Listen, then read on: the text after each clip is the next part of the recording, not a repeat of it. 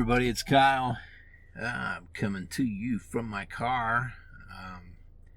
Just doing my 20-minute waiting period after getting my allergy shots. And thought I'd record an episode. So, what is going on that's good in my life right now? What's good that's going on in my life? Whatever, however you want to phrase it.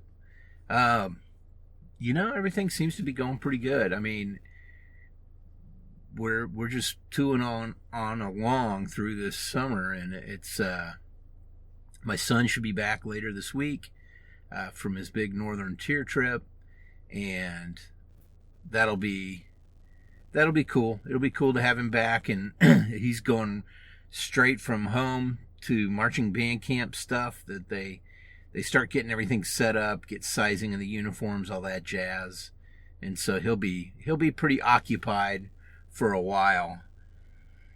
And then, my daughter is, I think tennis camp's right around the corner for her.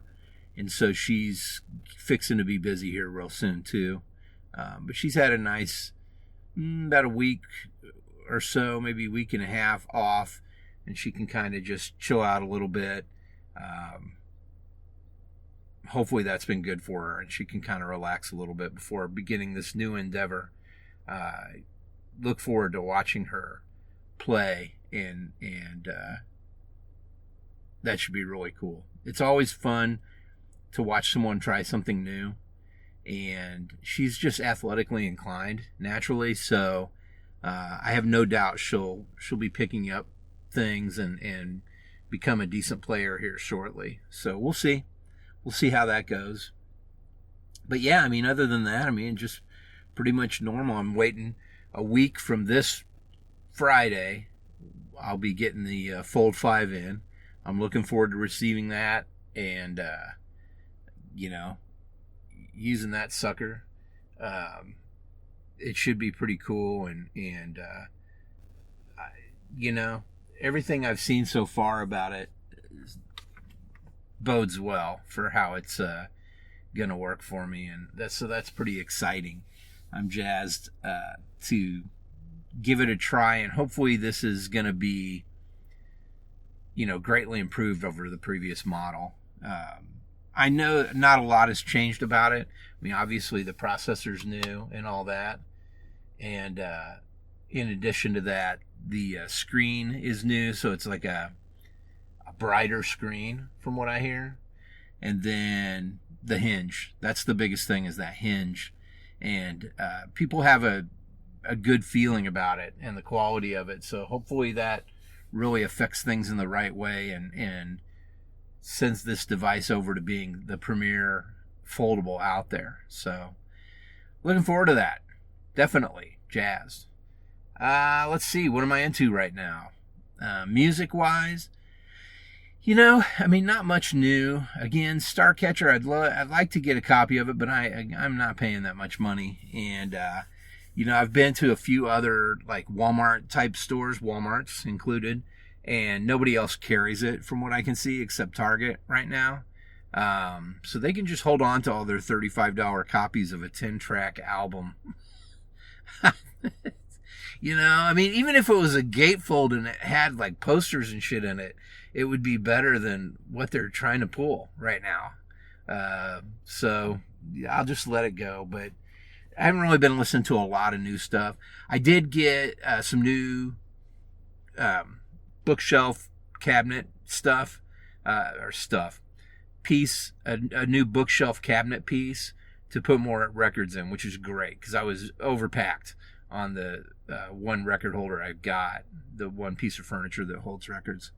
So I should easily be able to grow with this one into, quite a few records. I think the current one that I have jam-packed is around 400 records. And this one's a little bit bigger than that. So I'm guessing this one's probably more like 500 to maybe even 600 records. And so hopefully that between those two, I should be good for a while. I don't need more than 1,000 records, probably ever, I got to slow down a little bit. But while I'm saying that, I do have the Vinyl Me Please, or not Vinyl Me Please. Oh yeah, I was subscribed to them at one time. No thanks. Vinyl Moon, and that new edition coming soon. I got an email today that they'll be shipping it out soon. And in addition to that, I ordered a copy of that Mating Ritual album, The Bungalow. And so that'll be coming also at the same time. I just grouped it so they ship together, save on shipping and paper and all that shit. But yeah, I mean, not much new in the area of music, just kind of the same stuff, you know, nothing too different there. What have I been watching? Well, I saw a trailer this morning. I had no idea this was coming, but Netflix has a 3 Body Problem series coming in early 2024. So January, the 3 Body Problem will be a series on Netflix, which is interesting because I've just, you know, I would say I'm probably about 4 hours into this audiobook. It's 13 hours long, and this is book 1. I believe this series will be based on book 1. I don't know how many seasons it's going to have, but I know at least the first season definitely is based on book 1. But yeah, I'm excited to watch that when it comes as well. Other than that, you know, just kind of the same old stuff. Nothing really too new. I've watched a few things on Shudder that have been interesting. I watched Brooklyn 45, which is a Shudder-made film. It's really interesting about some guys after World War II getting back together and some crazy-ass paranormal events that go on in this meeting. It's definitely gory. It's definitely odd, but it's kind of fun, kind of different. And then I watched, I've watched a few different movies, and I'll get to the big one here at the end because I don't want to go on forever about it, but I do want to mention it. I watched a movie. God, what the hell was the name of that movie? On Shudder. It just showed up there. And it looks really crazy ass stuff. I mean, it just super odd. But let me see here. Okay. I got to look it up. Sorry, guys. Bear with me on IMDb. I just watched it last weekend when I had some time when I was alone, you know. My wife and daughter were off at Girl Scout camp. My son's out of town. So I had some time to spend to myself and just do some stuff I kind of was interested in doing. Let's see here. It was called, and the interesting was the cast of this film too. Come on, man. This is ridiculous. The service is so bad in this spot. I don't get it. It's really weird. It was Sandra Locke and then Sam Cassell. They were both in it. And, oh God, what the hell was the name of that movie? It was from 1976, and it's about a dude who, you know, his wife ends up having to go out of town. He's really rich. He lives in suburban, just outside of San Francisco, and his wife has to go out of town because their son is out of town already at his grandparents, son and daughter, and so something's wrong with the boy. He hurt himself or something, so the wife leaves to go out of town to just to see what's going on and make sure everything's okay, and it should be a quick trip and she'll be right back or whatever. And the first night she's gone, he's home alone after work and everything, and he gets there's a knock at the door.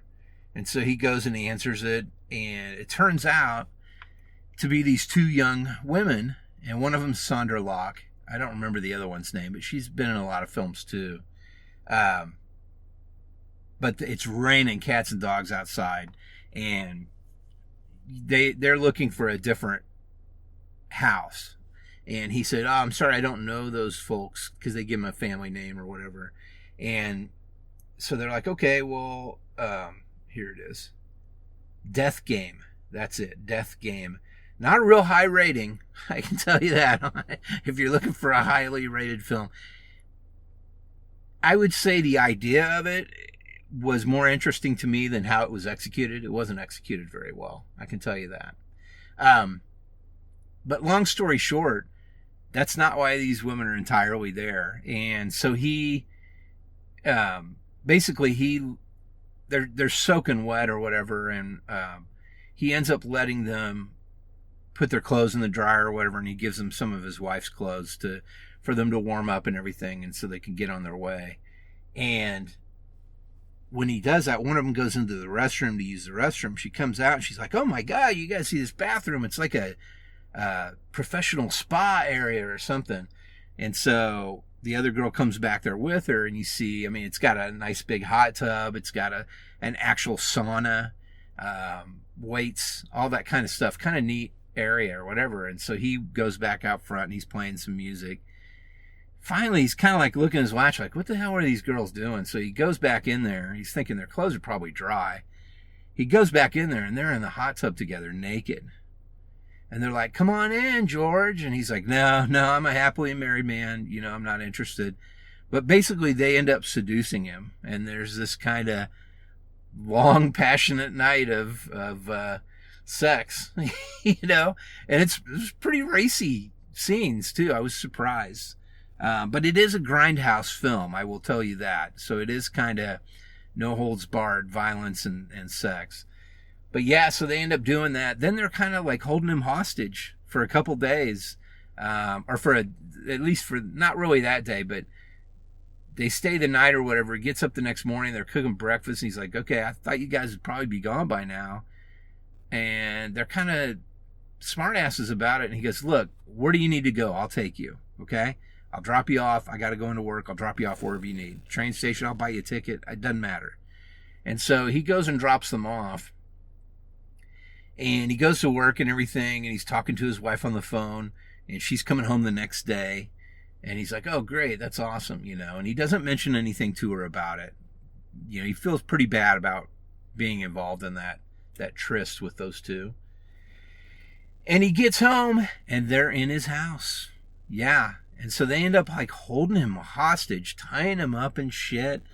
And they even call and order some groceries, and they end up killing the delivery driver. It's fucked up, man. I won't say any more about it because there's more to the story, but in case you're going to watch it, so I'm not going to spoil it. But it's a messed up movie, man. I mean, do I recommend it? I don't know. I mean, if you have time on your hands and you're interested in a funky ass weird story like that, absolutely go ahead and check it out. If that's not your cup of tea, I'd probably take a big pass on it. That's my opinion. But you know, it was something to pass the time. The other thing I watched is another film that I had heard about from Australia called Cashback, which is really great, about a guy who's in college, an artist, and breaks up with his girlfriend, and he can't sleep. And so he ends up getting a job at a grocery store on the overnight shift, and kind of falls in love with a woman there. And you just have to see it. It's really interesting, but it goes into what what spurred him on as far as getting into art and drawing and sketching and painting. You just have to see it. But I really liked it. I thought it was a lot better than I thought it may be. I had heard it was good, and so that's why I was watching it in the first place. But I liked it. Something about it definitely was interesting to me. Okay, and now on to the big one, and that would be Oppenheimer. Yes, I did go see Oppenheimer. I saw it in IMAX. I didn't get to see it in IMAX 70. I didn't get to see it in IMAX Laser, just straight up IMAX. And the theater was packed, man. It was a middle of the day showing. And I mean, it was packed. It was great to see that many people in the theater. Hopefully I didn't get COVID or give anybody COVID, but you know, what are you going to do, right? COVID is just a part of our lives now. But it was amazing. I can't stress just how beautiful of a film it is. It is visually one of the most stunning things I've ever seen. And, I mean, he just really, I don't know. You would just have to see it. the movie is not just about the development of the atomic bomb. That is a lot of it, because that's the biggest thing Oppenheimer was ever involved in. But, Oppenheimer, it's about Oppenheimer. It's about him kind of coming up and going to college, and people realizing, dude, this guy's a genius. And in turn putting him in charge of this project for the United States during World War II. And it's remarkable. I can tell you that not only is it visually stunning, it's very well acted. Cillian Murphy is fantastic in it. Matt Damon, outstanding in the role of the general who the person who brought Oppenheimer in to develop this bomb. And there's just a lot of people. Robert Downey Jr., holy crap. Wow. I mean, amazing job, It's just a remarkable film. It is long. It is about 3 hours. I never really felt that much until maybe somewhere around the middle of it. There's a half hour that seems like probably could have skipped out on that. It doesn't really drive this movie very much. I know it's an important part of his life, and I get all that, but it doesn't really affect anything that happened there forward, But it was just amazing. I highly recommend it. And if you're a film buff, that's a movie you need to see for sure, because it's one of the most well executed films in a long, long time. From script to screen, they just really pulled off a miracle. Christopher Nolan really created something special here. So go check it out. Really good. One of the most remarkable scenes to me is, after the bomb's developed, they do the test goes through or whatever. And then come to find out we've already dropped the first one on Hiroshima. And Oppenheimer is set to come in. They built a whole small town. Los Alamos is this whole small town they built to house all the scientists and workers and their families and everything. They built schools there. I mean, it's nuts. But he is set to give this speech in this venue there. And when he's giving the speech, he's kind of realizing what he's created. And it's that sequence is fascinating. I'll say this, man. We all go through situations where we have these overwhelming feelings just crop up within us, and we're in a situation and we're seeing all kinds of different angles, and sadness and happiness and terror and all of it together at the same time, fear. And I've never really seen someone encapsulate that well, put that on film very well. It's a difficult thing to do because everybody feels a little differently and sees and thinks things differently. But I'll be damned if he didn't do it. It's remarkable. That sequence is amazing. And it's one of the reasons I really, really love that film. So, yeah, I need to see it a few more times, but I would not be surprised if it's in my top 10 films of all time. Be very surprised. I don't know what gets bumped, but whatever. All right, what am I reading? Not a lot. I mean, I have read a few things. The new run of Incredible Hulk, I've kind of been reading on that a little bit, and I really like it. Definitely very different from the Incredible Hulk stuff that I've read prior to now. In addition to that, there's a new comic called Antarctica, which I really like. I just read the first issue of that. Blade, a new run of the hero Blade from Marvel. And then All Eight Eyes, the fourth issue of that, I really loved a lot. That was a great series. So, I mean, there are some things that I really have been reading that I've enjoyed. In addition to that, I'm listening to the audiobook of Three Body Problem. And it's a slow burn, but I can tell, kind of where it's leading and all that stuff. And seems pretty amazing. So even in translation, it's a novel idea, and it's very different from anything I've read before or listened to or whatever, experienced before. So yeah, that's cool. Been checking that out. Let's see, gaming, nothing at all. Haven't gamed. I'm surprised because I kind of planned on doing some gaming while everybody was gone, but I turned around twice and I didn't have any time left. So yeah, I'd like to get back into that a little bit. And then podcasts, yeah, I've pretty much completed Betrayal. There's a new episode out, I think like yesterday maybe, that's really interesting. And it's kind of other people who've gone through similar things.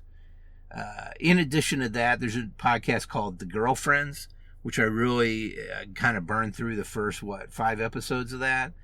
And it's pretty amazing story about this guy. I don't know. He's a real fucking shithead. That's all I can say. He's a doctor, but oh my God. And other than that, there's a new podcast called Scamanda, like Amanda, but Scamanda. And I'm looking forward to listening to that one as well. So I haven't listened to one episode of that yet, but I will be soon. I listen to a lot of podcasts. I love them. So, but that's about it, guys. I mean, there's really nothing else I can think of to talk with you guys about. Things are going well, just living my life and doing the normal things that I do. So we'll be back with you guys here soon. I may take a week off just to kind of, I've kind of been cleaning things up and getting things in order. And so I might need that extra time just to do that. Between the time of recording this and the time of, kind of editing together and getting it out there for you to listen to, it does occupy a little bit of time, and I could probably use that better elsewhere. No offense. Not better, but let's just say more productively. All right. If I had everything cleaned up and all my records alphabetized and all my stuff put away and all that, hey, this would be the number one good use of my time. But that's not the case. So there you go. All right, well, keep listening. I appreciate you guys listening. I will catch up with you again soon. Like I said, probably not next week, maybe the week after. I might skip out to every 2 weeks right now just to kind of mix it up a little bit because there's not a whole lot going on this summer. But I'll be back regardless and talk about a little bit more about what's going on that's great in my life, what I'm into right now, and all that jazz. If you have any recommendations, comments, or anything like that, please feel free to reach out. You know how to. It's right there in the podcast and the notes. You can go at any time you want and reach out and contact. So please do. I'll catch up with you guys soon. Take it easy. It's been raining like crazy here. It was really crazy hot. I'm talking like, 100 degrees every single day last week, and now it's started to cool down. We've had some thunderstorms, some pretty rough ones. It's really cooled down a lot, but boy, am I glad before that second thunderstorm that I went out there and I mowed that lawn in the morning. I think that was Sunday. Yeah, or no, maybe Saturday. I don't know. It was Saturday. I got up and went and mowed the lawn by probably 8:30 or so not too early to wake anybody up. And it looks great. So whatever you do, get off my lawn.